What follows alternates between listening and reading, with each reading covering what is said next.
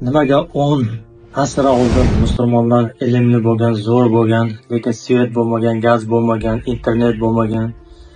Lekin 21-asrda hamma narsa bor, internet, svet, gaz, условия hammasi bor, lekin besavod.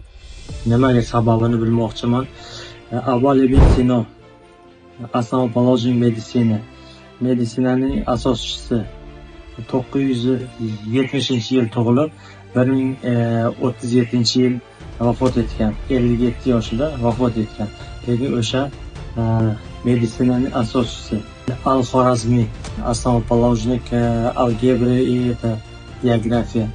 Geografiya bilan algebraning asoschisi Al-Buxoriy, mana harflarlar yozgan, payg'ambarimizning hadislarini yozgan.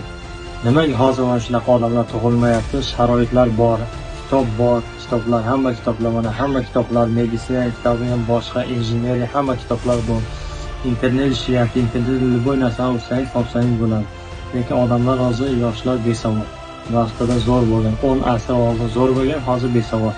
O'shaning sababini bilmoqchiman. Kommentariyaga yozib ketinglar, keyin ko'ramiz. Yanagi videoda o'sha mana shu mavzuni obsujdat qilamiz, sabablarini aytib o'tamiz.